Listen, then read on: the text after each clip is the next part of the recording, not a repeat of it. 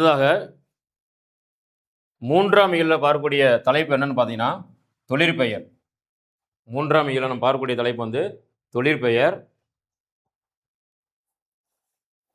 ஒரு வினையை அல்லது ஒரு செயலை குறிக்கின்ற பெயர் தொழிற்பெயர். என்ன கொடுக்குறாங்கன்னா, உழவர் செய்யும் தொழில் வந்து உழுதல். உழுதல் என்பது உழவர்கள் செய்யக்கூடிய தொழிலுடைய பெயர்.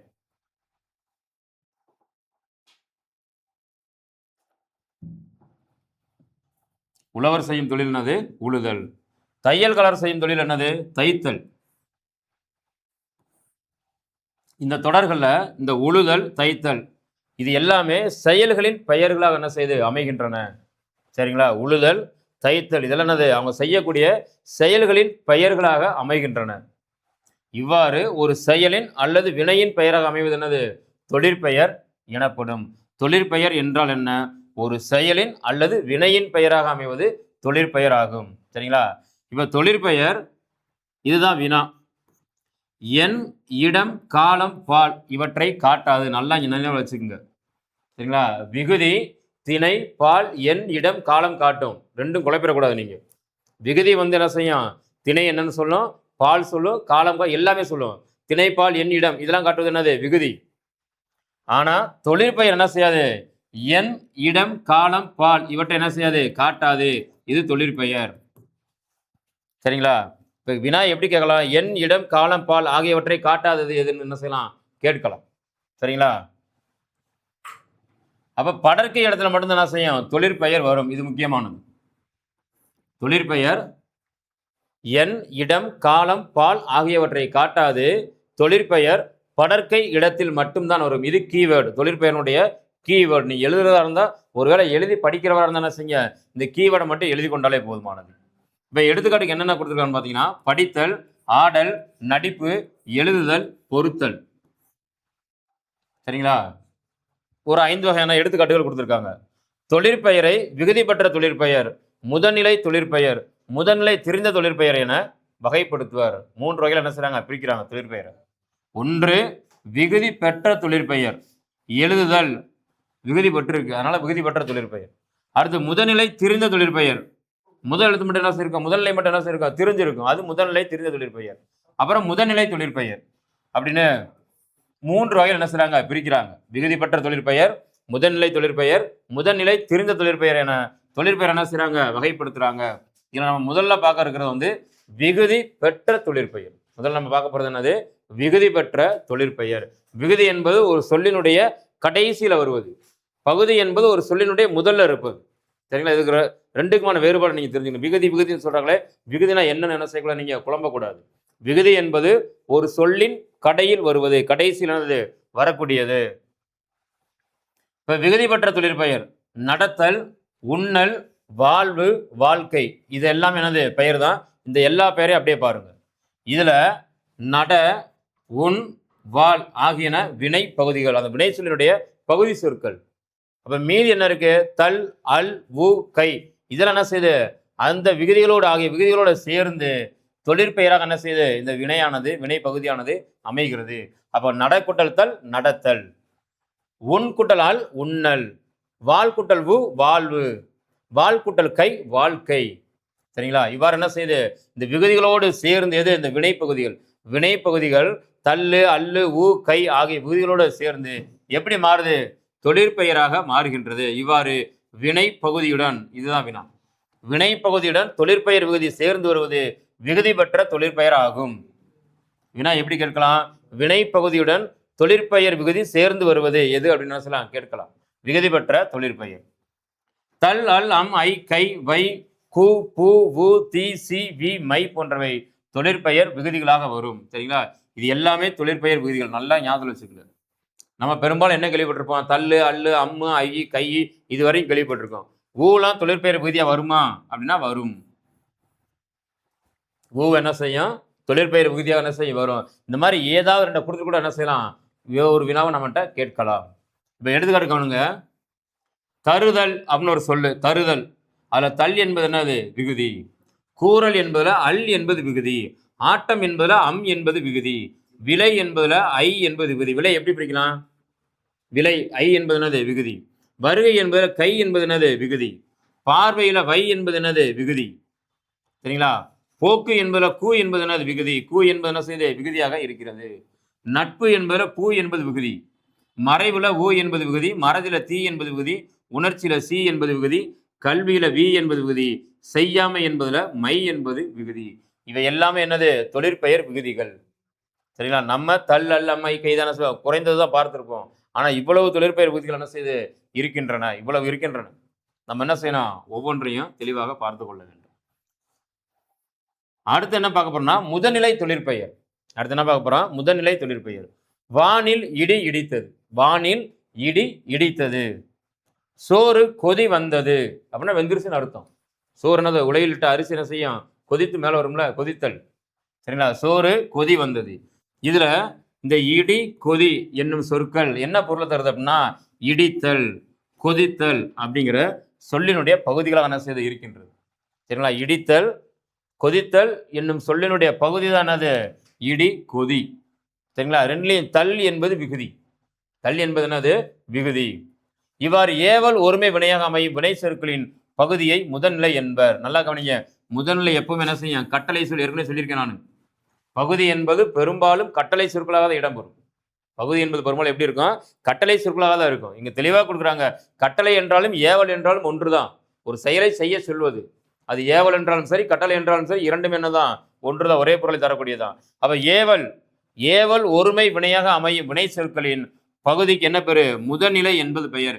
முதல்நிலைனா என்ன அப்படின்னா ஏவலாக அமையக்கூடிய அந்த பகுதி சொற்களுக்கு. சரிங்களா? ஏவலாக அமையக்கூடிய அந்த பகுதி சொற்களுக்கு என்ன பேரு?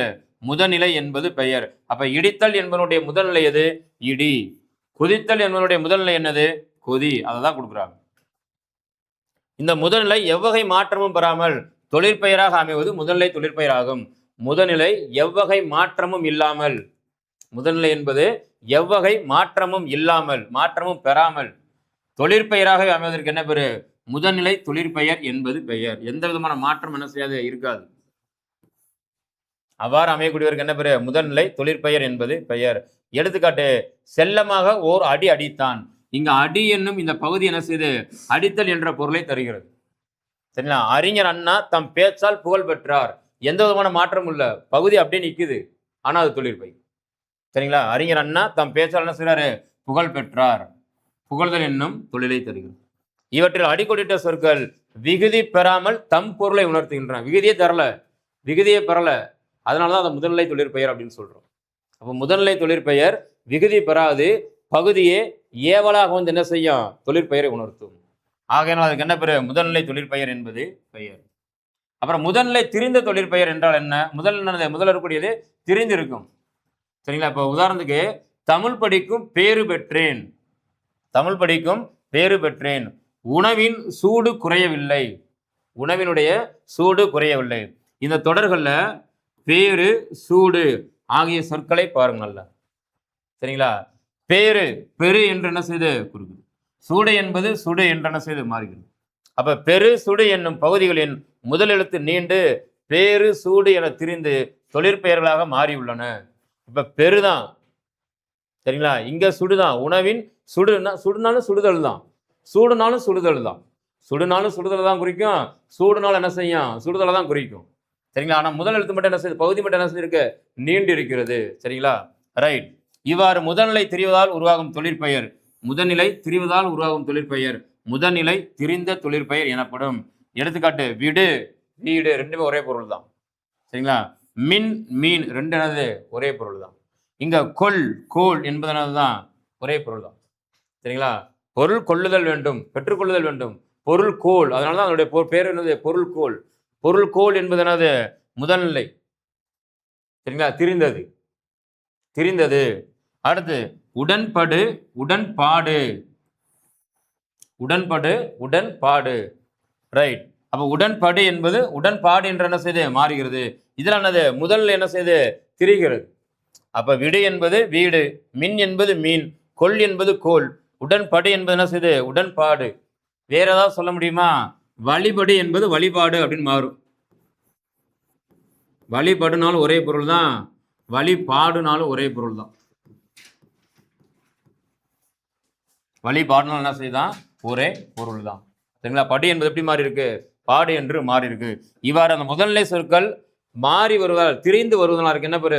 முதல்நிலை திரிந்த தொழிற்பெயர் என்பது பெயர். இப்ப கவனிங்க, சரியான விடையை தேர்ந்தெடுத்து எழுதுக. என்ன கேட்கிறாங்கன்னா, பின் வருவனவற்றுள் விகுதி பெற்ற தொழிற்பெயர். விகுதினால என்ன வந்திருக்கணும்? தள்ளு, அல்லு, அம்மு, ஐயி, கை, இந்த விகுதிகள் ஏதாவது ஒன்று என்ன செய்யணும்? அந்த பகுதியோட ஒட்டி வந்திருக்கணும். சரிங்களா? இப்ப இங்க இருக்கிறதுலே விகுதி இருக்கக்கூடியது எது?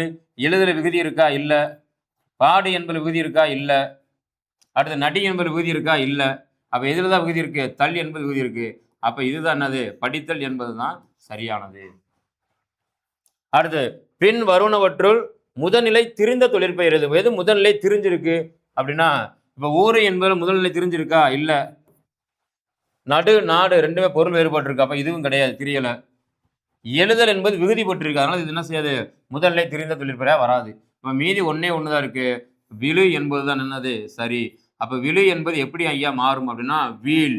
வீழ்ந்தான் என்பதும் விழுந்தான் என்பதும் ஒரே பொருள் தான். சரிங்களா? வீழ், விழு என்கின்றது ஒரே பொருள் தான். சரிங்களா? ஆனா இலக்கியத்துல கொஞ்சம் பொருள் மாறுபாடு கூட ஏற்படும். அதையும் சொல்லிடுறேன். இப்ப வீழ்ந்தான் என்பதுடைய பொருள் என்னன்னா, ஒட்டுமொத்த இறந்து போயிட்டான்னு அர்த்தம். அவ்வளவுதான், முடிஞ்சு போச்சு கதை. விழுந்தான் என்பது மறுபடியும் எந்திரிச்சு வரலாம். ரெண்டுக்குமான பொருள் என்ன உண்டு? ஒரு சிறிய வேறுபாட்டு பொருள் கூட உண்டு. ரைட். அப்ப விழு என்பது எப்படி மாறும்? வீழ் என்று முதல்நிலை திரிந்த தொழிற்பெயராக என்ன செய்யும்? மாறும். சரிங்களா? அப்ப இதுதான் என்னது இங்க விடை. அடுத்து பொருத்துகளை கொடுத்துருவாங்க. ஓட்டம்.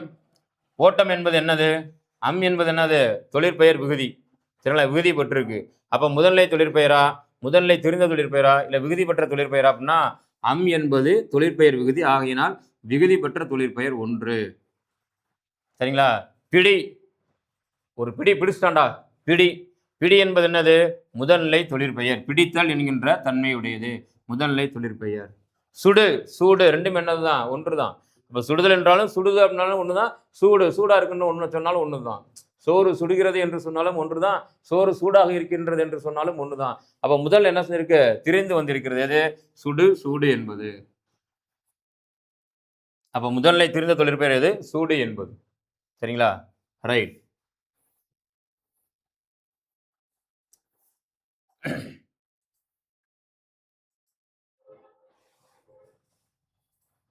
அடுத்து வேற ஏதாவது மொழித்திறன் பரிசு கொடுத்துருவாங்க. இடை சொல்லை சேர்த்து தொடரை மீண்டும் எழுதுக. இது எளிமையாக எழுதிடலாம். வீடு கூட்டல் கட்டினான். ஒரு இடைச்சொல்லை சேர்த்தோம்னா வீட்டை கட்டினான். வீடு கூட்டல் ஐ என்பது இடைச்சொல். வீட்டை கட்டினான் அப்படின்னு மாறும்.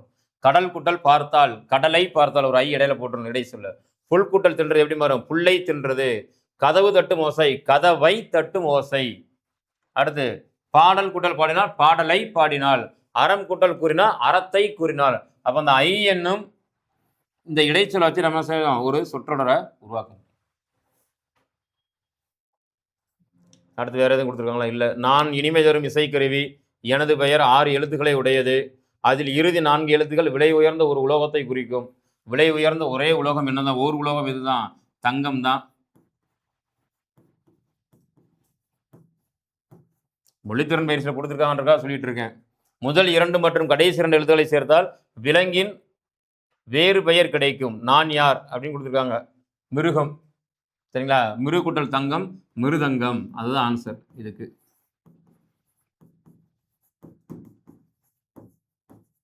ஏன்னா சொல்ல முடியல. இப்பெல்லாம் மொழித்திறன் பயிற்சி கூட என்ன செய்யறாங்க? வினாக்கள் எடுக்கிறாங்க. நடந்து முடிந்த 12ஆம் வகுப்பு அரசு பொறுத்தவரை பெரும்பாலும் மொழித்திறன் பயிற்சி இந்த வினாக்கள் வந்துச்சு, ஒரு மதிப்பெண். சரிங்களா? அதனால எல்லாவற்றையும் நம்ம என்ன செய்யணும்? ஒரு பார்த்துக்கிறோம். அடுத்து நான் ஒரு காற்று கருவி. நான் புல் வகையை சேர்ந்த தாவரத்திலிருந்து உருவாக்கப்படுகிறேன். எனது பெயர் 7 எழுத்துக்களை கொண்டது. முதல் 2 எழுத்துகள் ஒரு தாவர வகையை குறிக்கும். முதல் 2 எழுத்துகள் ஒரு தாவர வகையை. என்ன தாவரம்? புல்லு.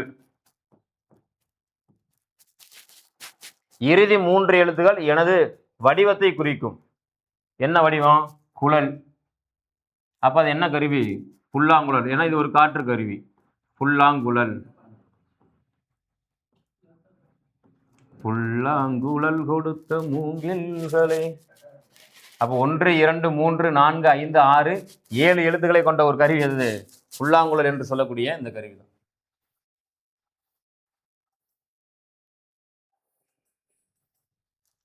அவ்வளவுதான்.